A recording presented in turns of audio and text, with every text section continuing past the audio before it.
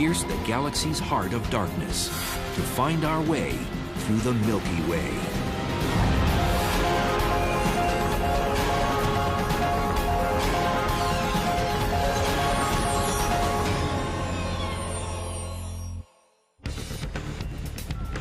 It's 100,000 light years in diameter, has 1 trillion times more mass than our sun.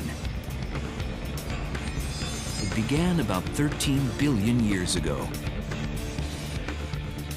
and is still under construction. It's our galaxy, the Milky Way. The Milky Way galaxy is an extremely active place. It's like a construction project. There's things going on all the time. And you have old stars dying and torn down, and then that material gets used to build brand new stars. In the midst of this work zone lies our little solar system and a whole lot more. I suppose the best way to think of the Milky Way galaxy is our family of stars. These are the stars that we travel through the universe with in a clump, all orbiting a common center. Within its far-reaching spiral arms lie clues to where we started and how it will all end. On a clear summer night, the stars of the Milky Way unfurl like a shimmering banner across the sky. Ancient Egyptians saw this river of stars as a pathway to the afterlife, but the Greeks were the first to name it. The Milky Way comes from the word galakos, which is Greek for milk. And though we once believed we lived at the center of the universe, we now know that we don't even live in the center of our own galaxy. When we look up into the night sky and we see this milky swath of stars that we call the Milky Way, what we're actually seeing is a spiral arm of the galaxy that's closer to the center of the galaxy than we are. We can't really see the center of the galaxy from here, but what we can see is one of the spiral arms that's a few thousand light years closer to the center than we are. As we gaze at the Milky Way from our earthbound position, it's like looking at the edge of a coin. We get no sense of the galaxy's real shape. If, however, you look at a galaxy from the top down, it's a disk, remember, and it's like looking at a frisbee from the top down. You can see its full glory. Even though it's thin, you don't see how thin it is, but you see its full structure. You can make the analogy of the Milky Way as being very much like a city. There's a central region, there's big buildings, there's a lot of action in the middle. And that's certainly true of our galaxy. Then you move out to the suburbs, where life is a little bit more comfortable, a little more relaxing. It's a better place to raise a family. This is where we reside. Our solar system is among the Milky Way's spiral arms, 26,000 light years from the bustling center. Our galaxy is so large that it takes Earth more than 200 million years to make one lap. The sun's located in what would be just an average neighborhood around the city center. But again, if you're standing in the middle of this neighborhood, you don't really know what the neighborhood on the opposite side of the city looks like, because you can't see it directly. As we move outward, beyond the suburbs, the population becomes more sparse. And yeah, you've even got sort of the boondocks. In our galaxy, you've got the halo, where you have very old stars in sort of wide orbits around the galaxy. The galactic sprawl doesn't stop at the Milky Way's loose and undefined halo. It reaches far beyond our neighborhood and out to a group of galaxies called the local group. If you think of the Milky Way galaxy as a city like Los Angeles, then you can think of these as counties all within the state of California. And together, this local group makes up the entire state.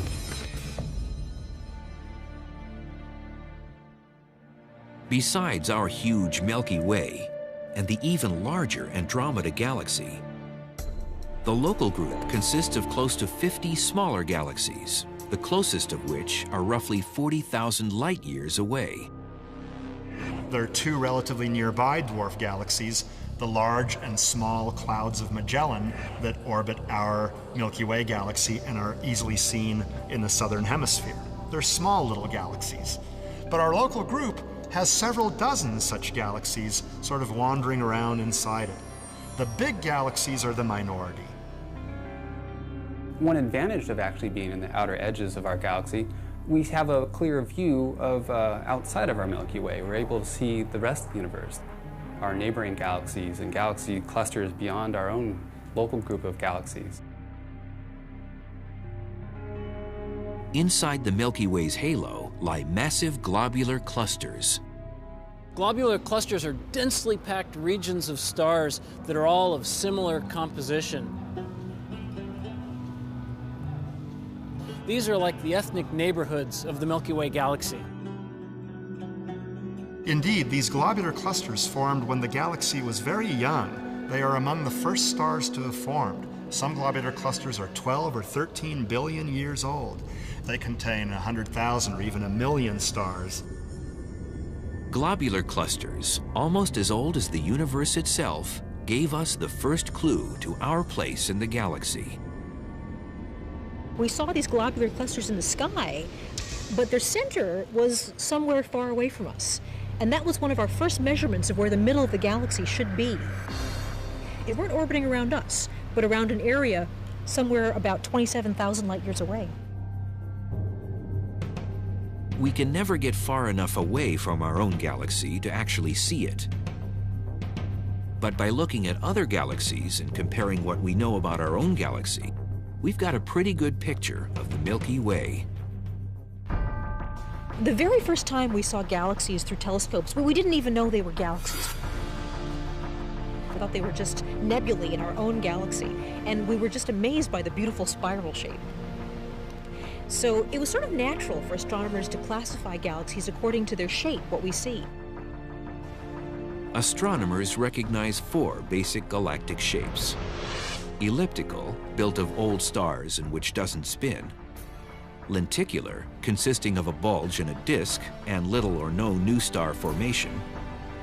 Irregular, which has no real shape at all, like the Magellanic Clouds in our own local group. And spiral, which includes our Milky Way. It's a pinwheel of young and old stars spinning gracefully through space.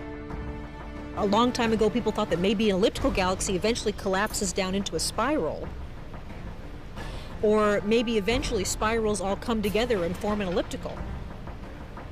And it was sort of hard to figure out exactly what the sequence is. One thing we know is that elliptical galaxies tend to be very large. Centaurus A, a misshapen elliptical galaxy about 13 million light years away, suggests why elliptical galaxies get so big. There's a lot of evidence that there's a spiral galaxy in there somewhere that got absorbed by a larger galaxy. So right now it's possible that these really big elliptical galaxies we see may be the mergers of several spirals and other types of galaxies. Our Milky Way isn't in danger of being absorbed anytime soon. But the heart of our spiral galaxy has revealed a secret of its own. Only recently we discovered that the Milky Way is not a classic spiral, but a barred spiral.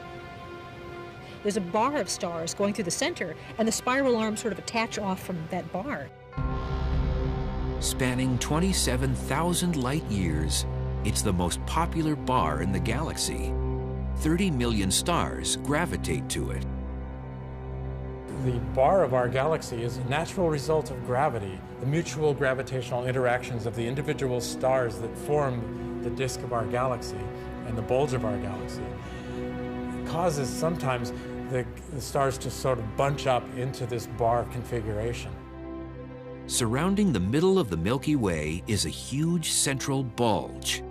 It's mostly composed of stars between 10 and 11 billion years old.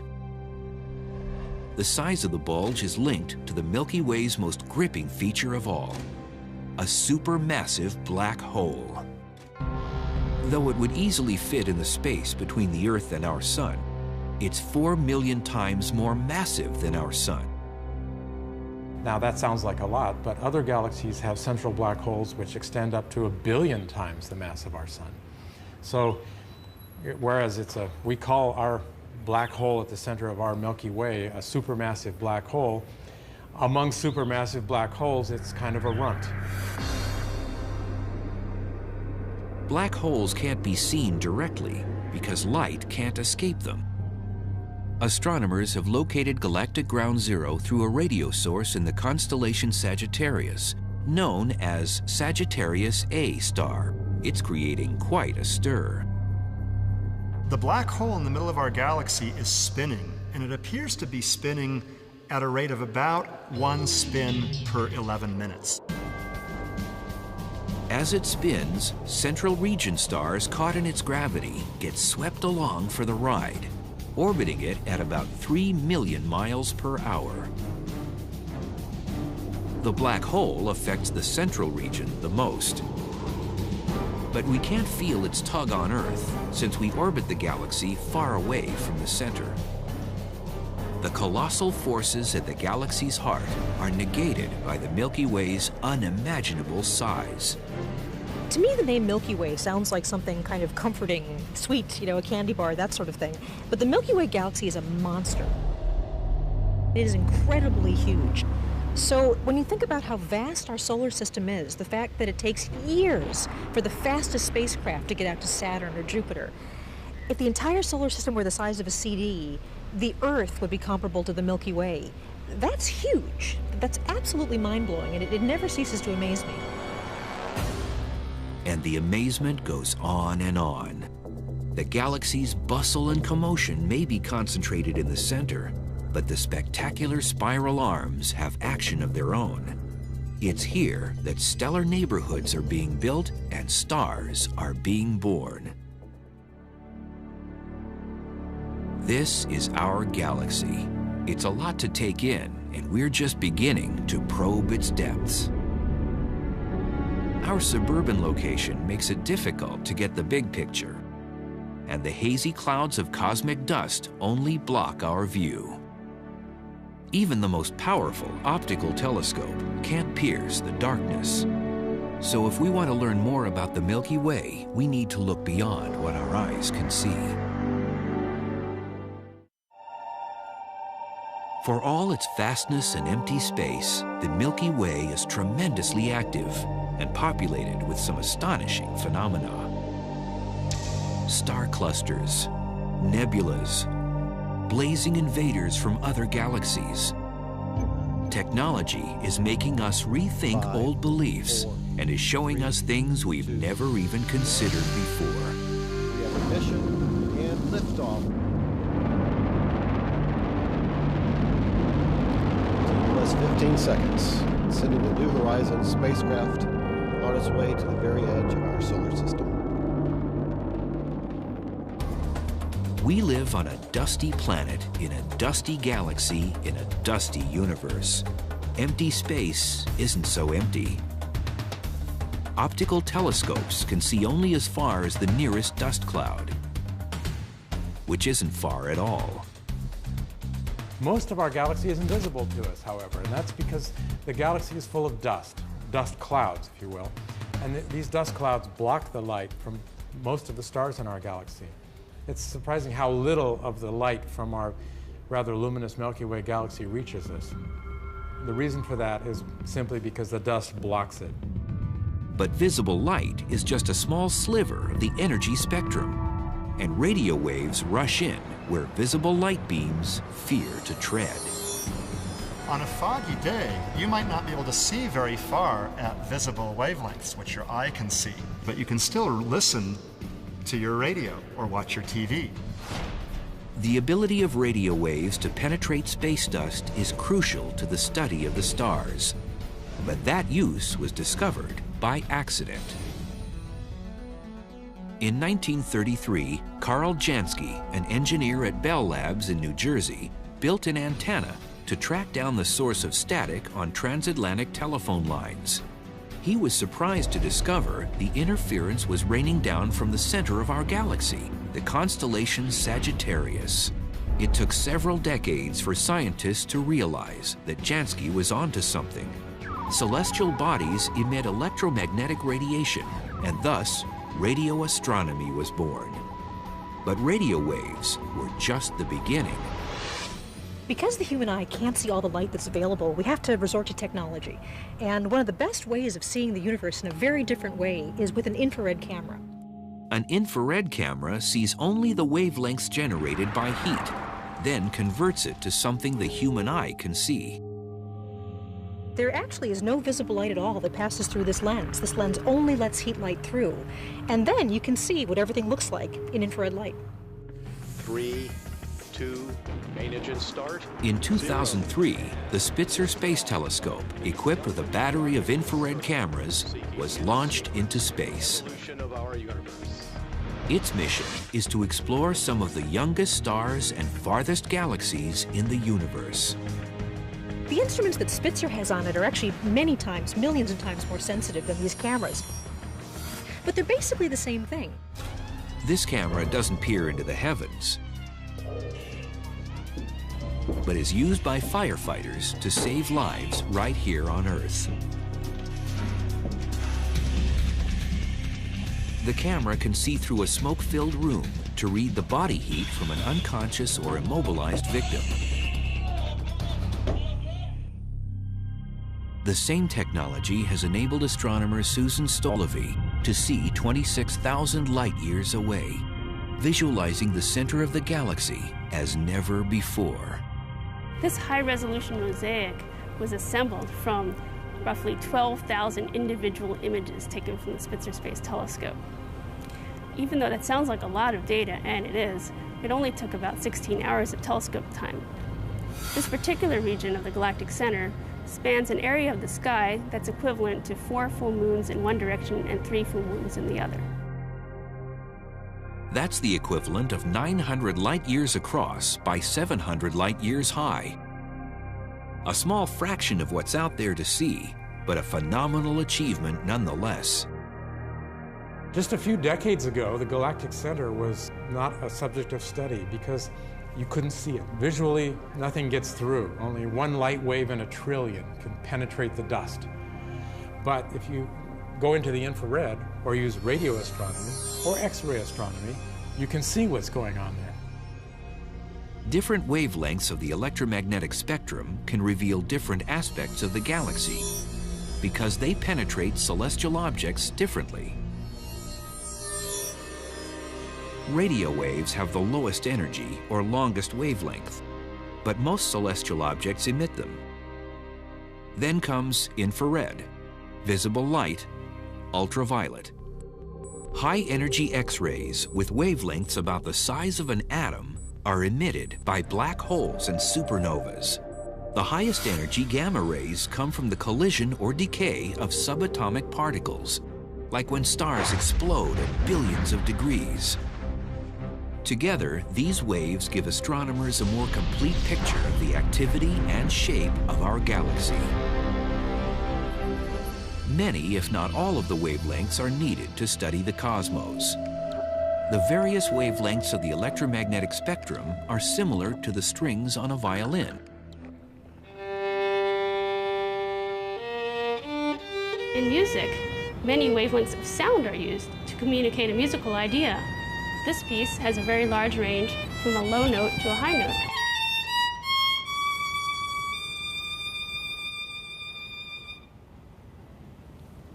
If we were to restrict ourselves to the visible light spectrum, it's almost as if we were only to hear 2 notes in the middle of that piece. Using alternate wavelengths, the more we look, the more we're discovering. Just recently, we've discovered that there are 2 small galaxies colliding with the Milky Way right now. And the only reason we didn't know they were there is because there was so much dust in the disk of our galaxy, we couldn't see them. We're living inside this cloud, and it's something we're not aware of. But with infrared light, you can cut through that dust. And the minute we turned infrared telescopes to the sky, we saw these little galaxies up there coming right at us. From our cockeyed position in the Milky Way, it's difficult to gauge what our galaxy really looks like. Radio and optical astronomy give us a glimpse of its features, but to get the big picture, we need to look outward. So the way we gain some understanding of our own galaxy is, first of all, by looking at other galaxies and seeing what they look like, and seeing things in other galaxies that correspond to things that we see in our own galaxy, like clouds of gas that are kind of lined up along what looks like a spiral arm. You know, we can see parts of spiral arms in our own galaxy, and we figure that they're all connected, kind of like the spiral arms of other galaxies that we can see from the outside. We know that the Milky Way's 4 main spiral arms swing out from the downtown center like wide streets. From the inside out, they're named Norma, Scutum Crux, Sagittarius, and Perseus. If the arms are the galaxy's suburbs, then our solar system lives on a quiet dead-end street between Sagittarius and Perseus on what's called the Orion Spur. All the stars in the Milky Way add up to a community of about 200 to 400 billion, and they're on the move. We are orbiting around the galaxy. We change our position. So far, we think the sun has always been about the same distance away from the center, but we've been in and out of pretty much every spiral arm that there is. The spirals are called density waves, areas where the stars and gas get pushed together. As the density waves spiral around, the billions of stars ride over and through them. When you think about watching the Tour de France and you see all of these bicycles, they're all moving forward. Sometimes they kind of clump up around one bicyclist, and sometimes they're stretched out. That's sort of what the spiral arms are like, that the stars are going around like the bicyclists, sometimes in clumpy areas and sometimes in more spread out areas, but they keep going around the center. Stars don't usually travel alone. While giant globular clusters populate the galaxy's halo, the galactic disk has open or galactic clusters. These bundles of young stars are barely held together by their mutual gravity. Now, open cluster implies that the stars are actually free to go. It is open. So this is a cluster usually of many stars that have formed together, all from one of these giant clouds of dust and gas. Over time, they're going to move away from each other, distribute themselves around the galaxy. Astronomers have counted about 20,000 open clusters in the galaxy. The Pleiades is the one found nearest to the Earth. It formed 100 million years ago and will be around at least twice that long before the galaxy's spiral arms tear it apart. Closer to home, our own sun, orbiting in solitude, may have once been part of an open cluster star that struck out on its own. The sun, the star clusters, our own planet, in fact, the entire galaxy and the universe beyond, are built of dust and gases.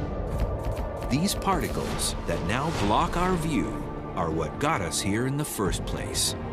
And the star-making machinery is still cranking.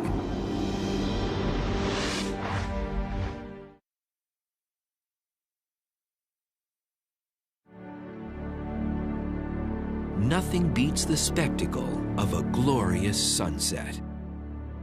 But we owe it all to dust and gas. The setting sun appears yellow, orange, or even red for two reasons. First of all, the molecules of air in the atmosphere are scattering the violet, blue, and green light out of our line of sight, leaving the yellows, oranges, and reds to reach our eyes. And second of all, particles like dust or smoke or smog in the atmosphere absorb blue light more than they do red light. Even the grandeur of a blue sky is really an optical illusion. Why is the sky blue? There's nothing blue about the gases of our atmosphere. But as sunlight comes through our atmosphere, The shorter wavelengths, the blue light, gets scattered more than the longer wavelengths do. So if you look at any particular part of the sky, you're more likely to see blue light being scattered towards your eye.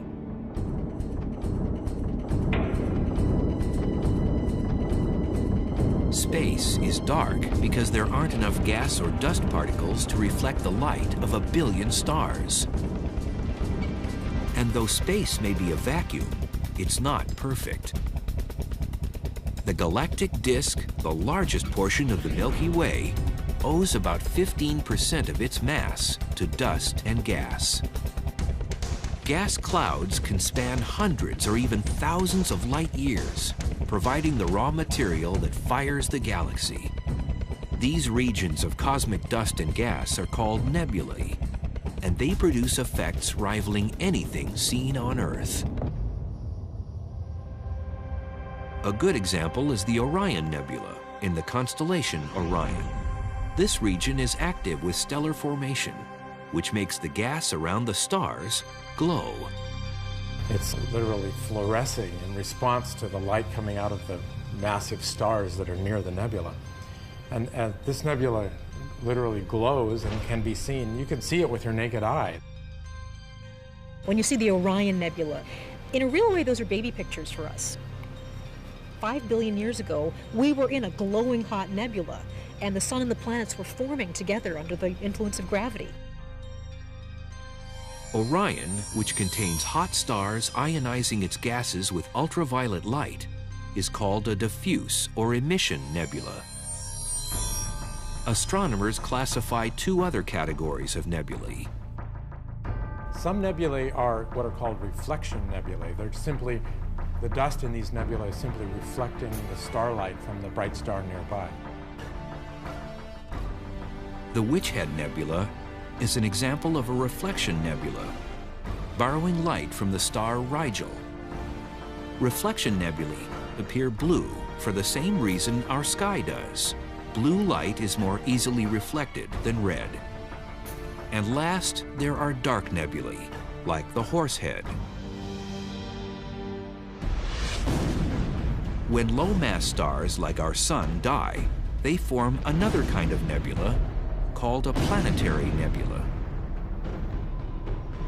These dim, short-lived nebulae, like the Cat's Eye Nebula, spew elements back into the galaxy.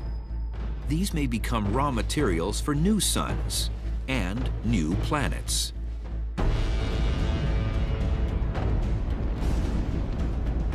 Just as dying stars spew out clouds of dust and gas can come together to form stars. At a construction site, you have old buildings being torn down and new buildings going up. And it's very much the same in the Milky Way galaxy. You have old stars explode and they cast out new material, raw material, gas and dust that can be used to form new stars. Nebulae are the galaxy's recycling centers, where old becomes new again. Recycling is not just a good idea here on Earth. It's a natural cosmic law.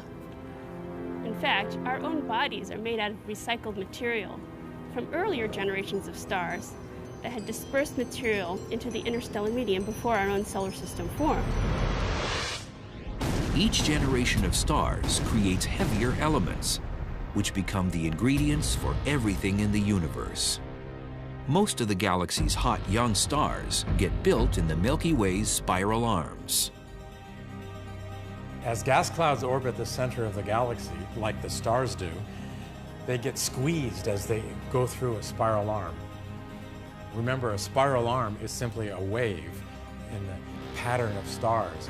And because stars are denser there, the gas clouds that orbit through it tend to get compressed. That compression allows gravity to get a hold of that gas and cause it to collapse to form stars more readily there than anywhere else.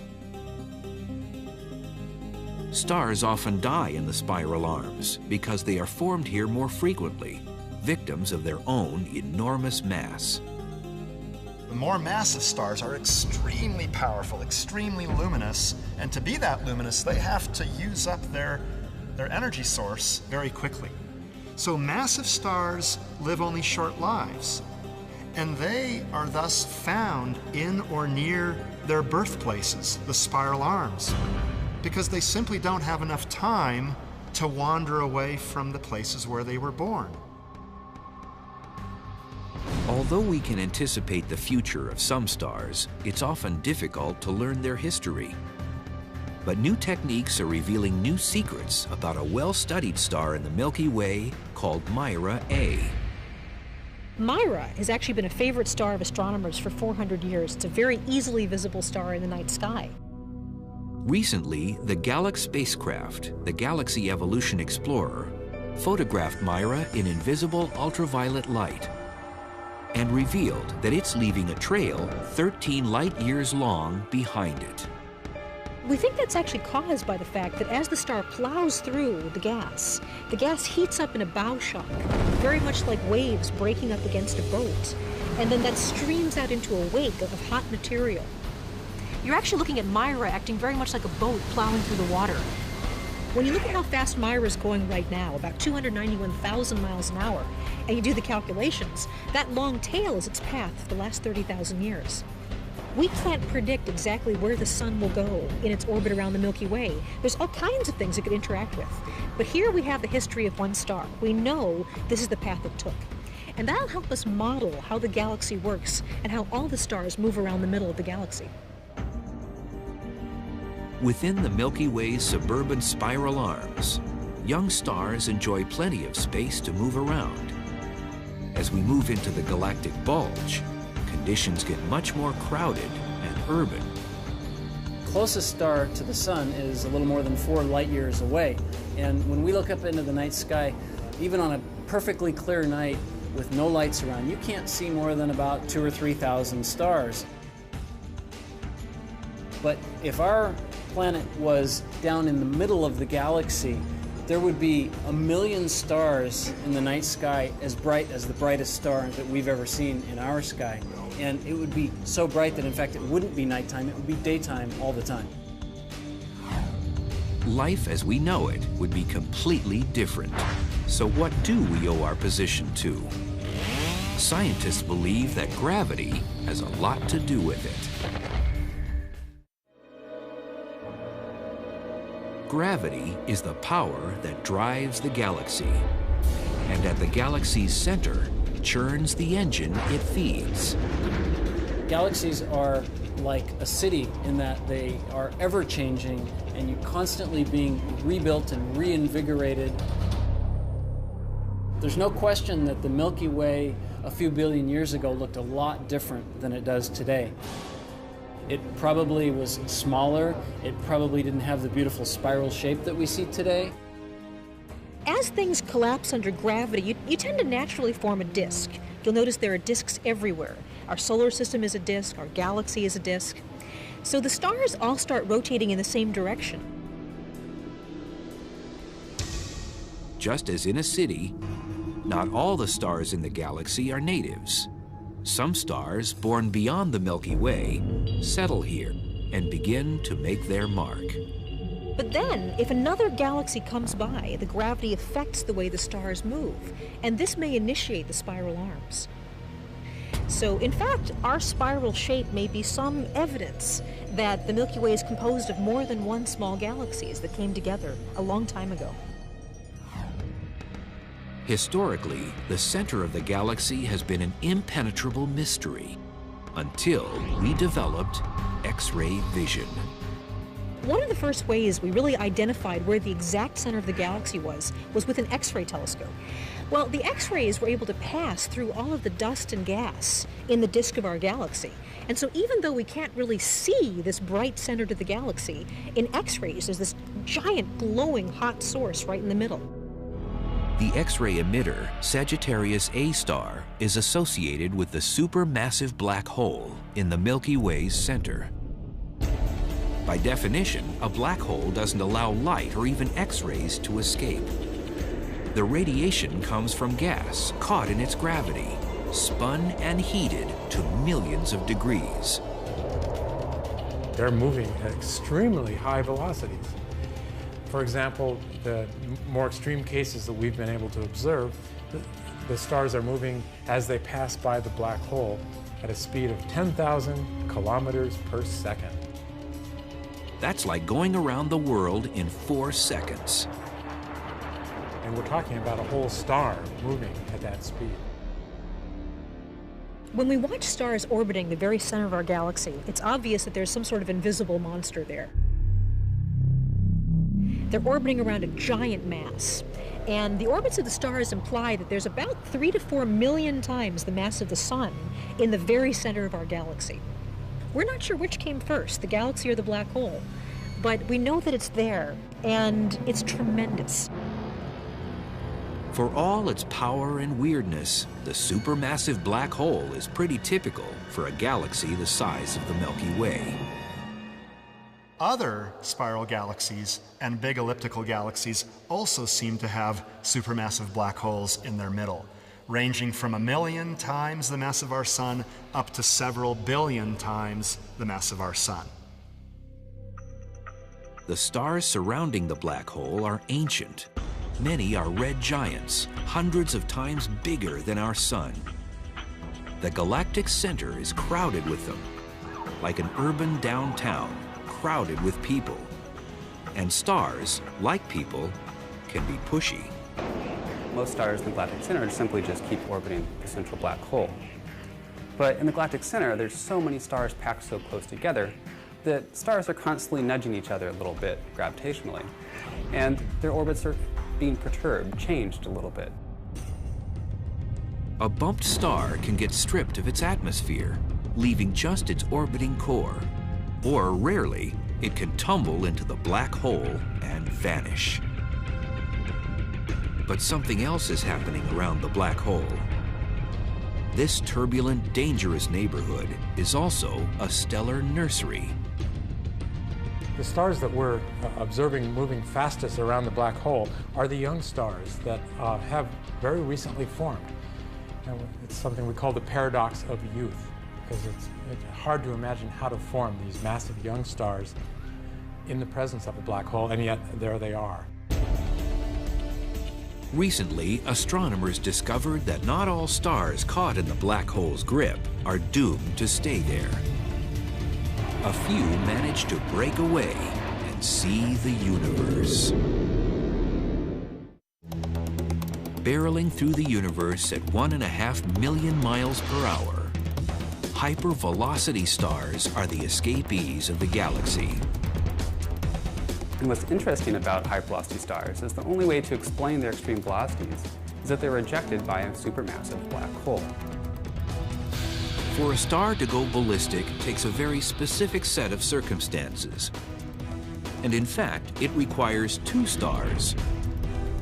Most of the stars you see in the sky are not single stars, but pairs or binary stars.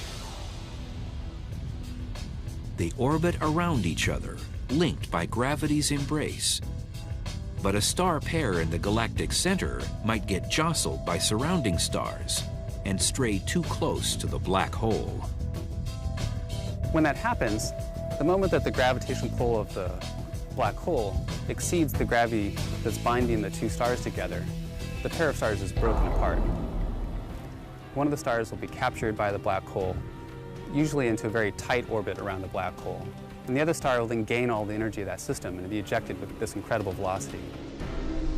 If the galaxy were a city, where most of the stars would be cars or pedestrians, a high-velocity star would be more like an airplane or a high-speed train rushing out of the country. If you were on the hypervelocity star, the ride would be quite amazing. The sky would be covered with stars as bright as the full moon in every direction. But that view would quickly change. Because the hypervelocity star moves so quickly out of the galaxy, the stars would appear fewer and fewer in the night sky. The galaxy is constantly in motion, like a giant wheel or a sprawling metropolis. In the heart of town, the supermassive black hole's gravity whips stars around in an orbit of around 11 minutes.